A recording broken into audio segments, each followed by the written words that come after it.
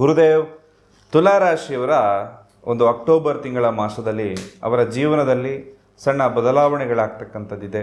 ಅವರು ಮುಂದೆ ಯಾವ ಹಾದಿಯಲ್ಲಿ ಹೋಗಬೇಕು ಅಂತಕ್ಕಂಥದ್ದು ಈ ಬದಲಾವಣೆಯ ಮೇಲೆ ಸಂಪೂರ್ಣವಾಗಿ ಅವಲಂಬಿತವಾಗಿರ್ತಕ್ಕಂಥದ್ದು. ನಿಮ್ಮ ಜೀವನದಲ್ಲಿ ನೀವು ತೆಗೆದುಕೊಳ್ತಕ್ಕಂತಹ ನಿರ್ಧಾರ ತುಂಬ ಇಂಪಾರ್ಟೆಂಟ್ ಆಗಿರುತ್ತೆ. ಆ ನಿರ್ಧಾರ ಯಾವ ರೀತಿ ತಗೋಬೇಕು ಇದರ ಬಗ್ಗೆ ಸಂಪೂರ್ಣ ಮಾಹಿತಿಯನ್ನು ಅಕ್ಟೋಬರ್ ಮಾಸದ ಕುರಿತಾಗಿ ತಿಳಿಸ್ಕೊಡ್ತಾ ಇದ್ದೇನೆ. ಮೊದಲನೇ ಸರಿ ನಮ್ಮ ಚಾನಲ್ಗೆ ಬಂದಿದ್ದರೆ ದಯವಿಟ್ಟು ಸಬ್ಸ್ಕ್ರೈಬ್ ಮಾಡ್ಕೊಳ್ಳಿ. ಇನ್ನೂ ಸಬ್ಸ್ಕ್ರೈಬ್ ಮಾಡದೆ ವಿಡಿಯೋವನ್ನು ನೋಡ್ತಾ ಇದ್ದರೆ ದಯವಿಟ್ಟು ಸಬ್ಸ್ಕ್ರೈಬ್ ಮಾಡ್ಕೊಳ್ಳಿ, ಹಾಗೆ ಬೆಲ್ ಐಕಾನ್ ಕೂಡ ಕ್ಲಿಕ್ ಮಾಡ್ಕೊಳ್ಳಿ ಅಂತ ಹೇಳ್ತಾ, ಇದು ತುಲಾರಾಶಿಯವರ ಅಕ್ಟೋಬರ್ ತಿಂಗಳ ಮಾಸ ಭವಿಷ್ಯ. ತುಲಾರಾಶಿ ಅಂದರೆ ನಮಗೆ ನೆನಪಾಗುವಂಥದ್ದು ತಕ್ಕಡಿ ಅಂದರೆ ನಾವು ನ್ಯಾಯವನ್ನು ಸೂಚನೆ ಮಾಡಬಹುದು. ಯಾಕಂದರೆ ಒಂದು ನ್ಯಾಯಯುತವಾಗಿ ಎಷ್ಟು ತೂಕ ಇರಬೇಕು, ಯಾರಿಗೆ ಎಷ್ಟು ಸಲ್ಲಬೇಕು ಅಂತಕ್ಕಂಥದ್ದು ಈ ತುಲಾರಾಶಿಯವರು ನ್ಯಾಯಪರವಾಗಿ ಕೆಲಸ ಮಾಡ್ತಕ್ಕಂಥದ್ದು. ಬಹಳ ಕ್ರಿಯೇಟಿವ್ ವ್ಯಕ್ತಿಗಳಾಗಿರ್ತಾರೆ. ಹಾಗೆ ಸಮತೋಲನ, ಸ್ವಲ್ಪ ಬ್ಯಾಲೆನ್ಸ್ಡ್ ಲೈಫ್ ಸ್ಟೈಲನ್ನು ಭಾಳ ಇಷ್ಟಪಟ್ಟಿರ್ತಾರೆ. ಭಾಳ ಒಂದು 2.5 ವರ್ಷದಿಂದ ತುಂಬ ನೋವನ್ನು ತಿಂದು ಈಗ ಸ್ವಲ್ಪ ಚೇತರಿಕೆ ಆಗ್ತಾ ಇದೆಯಾ ಅಂದರೆ ಅದು ಕೂಡ ಆಗ್ತಾ ಇಲ್ಲ. ಯಾಕೆ ಆಗ್ತಾ ಇಲ್ಲ ಅಂತ ಪರಿಪೂರ್ಣವಾಗಿ ಹೇಳ್ತೇನೆ ನೋಡಿ. ಸಮತೋಲನ ಮತ್ತು ನ್ಯಾಯ ಅಂತಕ್ಕಂಥದ್ದು ಭಾಳ ಇಷ್ಟ ಆಗುತ್ತೆ. ಎಲ್ಲ ಕ್ಷೇತ್ರದಲ್ಲೂ ಕೂಡ ಒಂದು ಸ್ಟೆಬಿಲಿಟಿ ಅಂತಕ್ಕಂಥದ್ದು ಭಾಳ ಇಷ್ಟಪಡ್ತೀರಿ. ಯಾವುದೇ ನಿರ್ಧಾರ ತಗೋಬೇಕಾದರೂ ಅದನ್ನು ತಾರ್ಕಿಕವಾಗಿ ಯೋಚನೆ ಮಾಡಿ ಆನಂತರದಲ್ಲಿ ನಿರ್ಧಾರವನ್ನು ತೆಗೆದುಕೊಳ್ತಕ್ಕಂಥದ್ದು ತುಲಾರಾಶಿಯವರ ಗುಣಲಕ್ಷಣ ಆಗಿರುತ್ತೆ. ಹಾಗೆ ಸಾಮಾಜಿಕ ಸ್ವಭಾವ, ನಿಮ್ಮಿಂದ ಯಾರಿಗೂ ಕೂಡ ತೊಂದರೆ ಆಗಬೇಕು ಅಂತಕ್ಕಂಥ ಗುಣಲಕ್ಷಣ ನಿಮ್ಮಲ್ಲಿ ಇರೋದಿಲ್ಲ. ಹಾಗೆ ನೀವು ಬೇರೆಯವರು ಇಷ್ಟಪಡೋ ರೀತಿಯಲ್ಲಿ ಭಾಳ ಇರುವಂಥದ್ದು. ಬಹಳ ಜನರು ನಿಮ್ಮನ್ನು ನೋಡಿದ್ರೆ ಭಾಳ ಇಷ್ಟಪಡ್ತಾರೆ. ನಿಮ್ಮನ್ನು ಒಂದು ಅವರೇ ರೋಲ್ ಮಾಡೆಲ್ ಆಗಿ ತಗೊಳ್ತಕ್ಕಂಥ ಜನರು ಕೂಡ ಈ ತುಲಾರಾಶಿಯವರನ್ನು ನೋಡಿದ್ರೆ ಬಹಳ ಜನ ರೋಲ್ ಮಾಡೆಲ್ ಅಂತಕ್ಕಂಥ ಸ್ವೀಕಾರ ಆಗುತ್ತೆ. ಹಾಗೆ ನಿಮ್ಮನ್ನು ನೋಡಿದ್ರೆ ಸ್ವಲ್ಪ ಆಕರ್ಷಣೆ ಆಗ್ತಕ್ಕಂತಹ ಗುಣಲಕ್ಷಣ ಕೂಡ ನಿಮ್ಮದಿರುತ್ತೆ.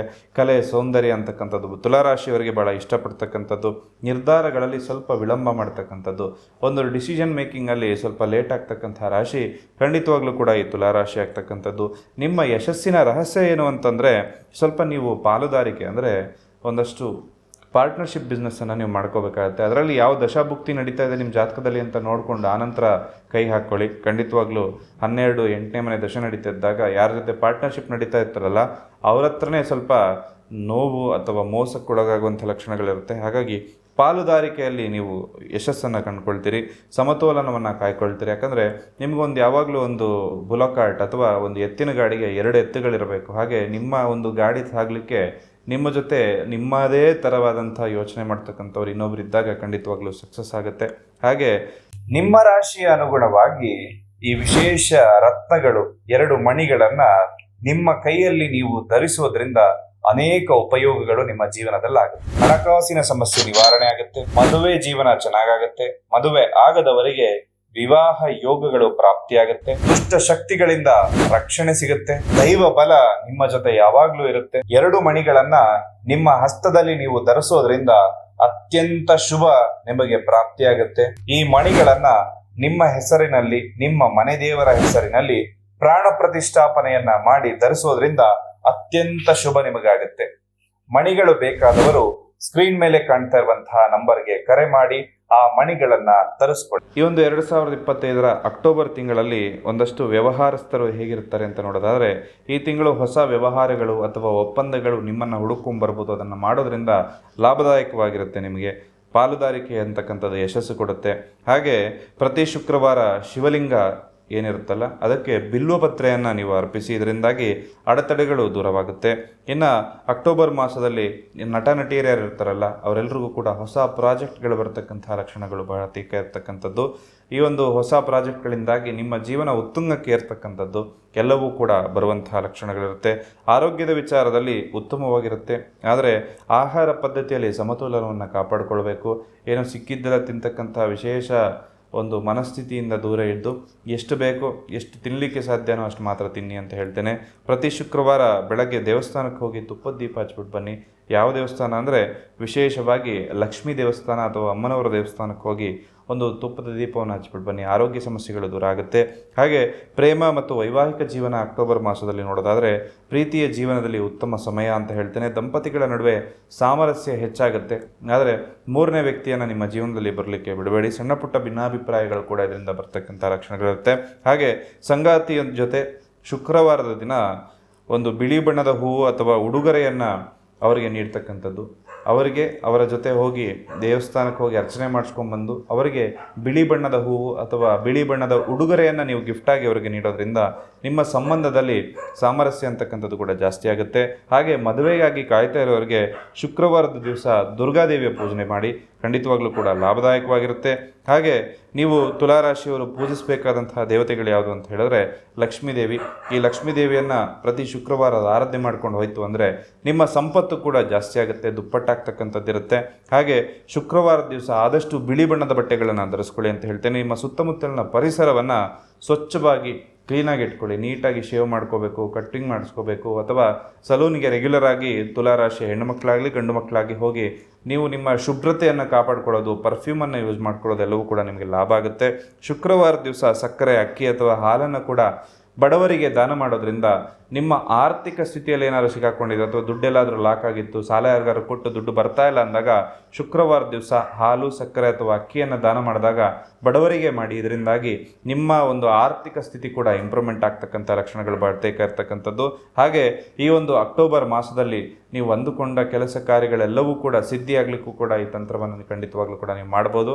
ಇನ್ನು ವಿದ್ಯಾರ್ಥಿಗಳ ಬಗ್ಗೆ ನೋಡೋದಾದರೆ ಅಕ್ಟೋಬರ್ ಮಾಸದಲ್ಲಿ ಅತ್ಯಂತ ಮಂಗಳಕರವಾಗಿರುತ್ತೆ. ನಿಮ್ಮ ಕಠಿಣ ಪರಿಶ್ರಮಕ್ಕೆ ತಕ್ಕ ಪ್ರತಿಫಲ ಸಿಗ್ತಕ್ಕಂಥದ್ದು, ಶೈಕ್ಷಣಿಕ ಪ್ರಗತಿ ಅಂತ ಹೇಳುವಂಥದ್ದು, ನಿಮ್ಮ ಅಧ್ಯಯನದಲ್ಲಿ ಉತ್ತಮ ಪ್ರಗತಿಯನ್ನು ಸಾಧಿಸ್ಕೊಳ್ತೀರಿ. ಹಾಗೆ ಹೊಸ ವಿಷಯಗಳನ್ನು ಕಲಿಯುವಂತಹ ಉತ್ಸಾಹ ಕೂಡ ನಿಮ್ಮಲ್ಲಿ ಹುಟ್ಟತಕ್ಕಂಥದ್ದು. ಪರೀಕ್ಷೆಗಳು ಕೂಡ ಈ ಮಾಸದಲ್ಲಿ ಇರ್ಬೋದು. ಹಾಗಾಗಿ ಈ ಮಾಸದಲ್ಲಿ ಯಾವುದೇ ಪರೀಕ್ಷೆ ಬಂದರೂ ಕೂಡ ಪ್ರಿಪ್ರೇಷನ್ನಲ್ಲಿ ಸ್ವಲ್ಪ ಲೇಟ್ ಮಾಡೋದಕ್ಕೆ ಹೋಗ್ಬಿಡಿ. ಫುಲ್ ಪ್ರಿಪ್ರೇಷನ್ ಅಂತಕ್ಕಂಥದ್ದು ಕೊನೆ ದಿನ ಓದ್ತೀನಿ, ಹಿಂದಿನ ದಿನ ಓದ್ತಕ್ಕಂಥದ್ದು ಖಂಡಿತವಾಗ್ಲೂ ಕೂಡ ದೂರ ಮಾಡಿ. ಹಾಗೆ ವಿದ್ಯಾದೇವತೆ ಸರಸ್ವತಿಯನ್ನು ಆರಾಧನೆ ಮಾಡ್ತಕ್ಕಂಥದ್ದು ಕೂಡ ಪ್ರತಿದಿನವೂ ಕೂಡ ಪೂಜಿಸ್ತಕ್ಕಂಥದ್ದು ನಿಮಗೆ ಲಾಭವನ್ನು ಕೊಡುತ್ತೆ. ವಿದ್ಯಾರ್ಥಿಗಳಿಗೆ ನಿಮ್ಮ ಮಕ್ಕಳು ಅಥವಾ ತುಲಾರಾಶಿಯ ಮಕ್ಕಳು ಯಾರಾದರೂ ಈ ವಿಡಿಯೋವನ್ನು ನೋಡ್ತಾ ಇದ್ದರೆ ವಿದ್ಯೆಯಲ್ಲಿ ಏನಾದರೂ ಅಡೆತಡೆಗಳಾಗ್ತಾ ಇತ್ತು ಅಂದರೆ ಮಕ್ಕಳು ಓದಿದ್ದನ್ನು ನೆನಪಾಗ್ತಾ ಇಲ್ಲ, ನಿಮ್ಮ ಮಕ್ಕಳು ಓದಿದ್ದು ನೆನಪಾಗ್ತಾ ಇಲ್ಲ ಅಂದಾಗ ತುಲಾರಾಶಿಯವರಿದ್ದರೆ ಖಂಡಿತವಾಗ್ಲೂ ಕೂಡ ಹಳದಿ ಬಣ್ಣದ ಪುಸ್ತಕವನ್ನು ದಾನ ಮಾಡಿಸಿ, ಅಥವಾ ಬಿಳಿ ಬಣ್ಣದ ಪುಸ್ತಕವನ್ನು ಯಾರಾದರೂ ಬಡ ಮಕ್ಕಳಿಗೆ ಬಿಳಿ ಬಣ್ಣದ ಪೆನ್ಸಿಲು ಅಥವಾ ಪೆನ್ನು, ಅಂದರೆ ಹೊರಗಡೆ ಇರ್ತಕ್ಕಂಥ ಬಣ್ಣ ಬಿಳಿಯದ್ದಾಗಿರಬೇಕು, ಪೆನ್ನು ಕೂಡ ಅಷ್ಟೇ ಹೊರಗಡೆ ಬಿಳಿ ಇರಬೇಕು, ಒಳಗಡೆ ಶಾಯಿ ಯಾವುದಾದ್ರೂ ತೊಂದರೆ ಇಲ್ಲ. ಇದನ್ನು ದಾನವಾಗಿ ನೀವು ಕೊಡೋದ್ರಿಂದ ನಿಮ್ಮ ಮಕ್ಕಳ ವಿದ್ಯೆಯಲ್ಲೂ ಕೂಡ ಅಭಿವೃದ್ಧಿ ಆಗ್ತಕ್ಕಂಥದ್ದಿರುತ್ತೆ. ಹಾಗೆ ಬಹಳಷ್ಟು ಜನರಿಗೆ ಈ ಮಾಸದಲ್ಲಿ ಜಾಬ್ ಪ್ರಮೋಷನ್ ಅಂತಕ್ಕಂಥದ್ದು ಕೂಡ ಬರುವಂಥದ್ದು. ಉದ್ಯೋಗಸ್ಥರಿಗೆ ಈ ತಿಂಗಳು ಸಾಕಷ್ಟು ಅನುಕೂಲ ಇದೆ ಅಂತ ಹೇಳ್ತೇನೆ. ನಿಮ್ಮ ಕೆಲಸದಲ್ಲಿ ಪ್ರಗತಿ ಮತ್ತು ಯಶಸ್ಸು ಅಂತಕ್ಕಂಥದ್ದು ಕೂಡ ಕಾಣಬಹುದು. ನಿಮ್ಮ ಕೆಲಸಕ್ಕೆ ಮನ್ನಣೆ ಸಿಗ್ತಕ್ಕಂಥದ್ದು ಅಥವಾ ಸಂಬಳದಲ್ಲಿ ಏರಿಕೆ ಅಂತಕ್ಕಂಥದ್ದು ಕೂಡ ಸಿಗುತ್ತೆ. ಹೊಸ ಅವಕಾಶಗಳು ನಿಮ್ಮನ್ನು ಹುಡುಕೊಂಡ್ಬರುತ್ತೆ. ಅಥವಾ ನೀವೇನಾದ್ರು ಜಾಬ್ ಅಪ್ಲೈ ಮಾಡ್ತಾ ಇದ್ದರೆ ಈ ಮಾಸದಲ್ಲಿ ಜಾಬ್ ಕೂಡ ಸಿಗ್ತಕ್ಕಂಥದ್ದು. ಉನ್ನತ ಸ್ಥಾನ ಅಂದರೆ ಈಗಿರುವ ಸ್ಥಾನಕ್ಕಿಂತ ಒಂದು ಸ್ಥಾನ ಮೇಲಕ್ಕೆ ಇರ್ತಕ್ಕಂಥದ್ದು. ಇನ್ನು ಸೂರ್ಯದೇವನಿಗೆ ಪ್ರತಿದಿನ ಬೆಳಗ್ಗೆ ಅರ್ಘ್ಯವನ್ನು ನೀಡುವಂಥದ್ದು ನಿಮಗೆ ಜಾಬಲ್ಲಿ ಪ್ರಮೋಷನನ್ನು ಕೂಡ ಕೊಡುತ್ತೆ. ಹಣಕಾಸಿನ ವಿಚಾರವನ್ನು ನೋಡೋದಾದರೆ ಆರ್ಥಿಕ ಸ್ಥಿರತೆ, ಸ್ವಲ್ಪ ಸ್ಟೆಬಿಲಿಟಿ ಅಂತಕ್ಕಂಥದ್ದು ಕೂಡ ಈ ಮಾಸದಲ್ಲಿ ನಿಮ್ಮ ಜೊತೆ ಇರುತ್ತೆ.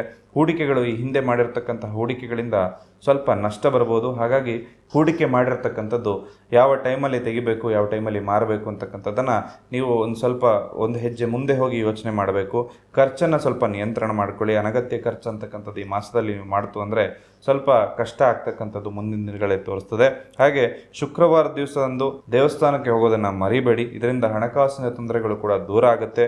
ಹಾಗಾಗಿ ಇದಿಷ್ಟು ತುಲಾರಾಶಿಯವರಿಗೆ ಅಕ್ಟೋಬರ್ ತಿಂಗಳ ಮಾಸದಲ್ಲಿ ಇರ್ತಕ್ಕಂಥದ್ದು. ಕೆಲವೊಬ್ಬರ ಜೀವನದಲ್ಲಿ ರಾಜಯೋಗ ಇದ್ರೂ ಕೂಡ ಸಾಮಾನ್ಯ ವ್ಯಕ್ತಿಯ ಥರ ಅವರ ಜೀವನವನ್ನು ಮಾಡ್ತಾ ಇರ್ತಾರೆ. ಇನ್ನು ಕೆಲವರ ಜೀವನದಲ್ಲಿ ಯಾವುದೇ ಯೋಗ ಇಲ್ಲ ಇದ್ರೂ ಕೂಡ ದಿನದಿಂದ ದಿನಕ್ಕೆ ಅಭಿವೃದ್ಧಿಯನ್ನು ಆಗ್ತಾರೆ. ಅದಕ್ಕೆ ಮೂಲ ಕಾರಣ ಏನು ಅಂದರೆ ನಾನು ಯಾವ ದಾರಿಯಲ್ಲಿ ಹೋದರೆ ಸಕ್ಸಸ್ ಆಗ್ತೀನಿ ಅಂತಕ್ಕಂಥದ್ದನ್ನು ಅವರವರ ಜಾತಕವನ್ನು ನೋಡಿ ತಿಳ್ಕೊಂಡಿರ್ತಾರೆ. ಅದನ್ನು ನೀವು ಕೂಡ ಮಾಡಿ.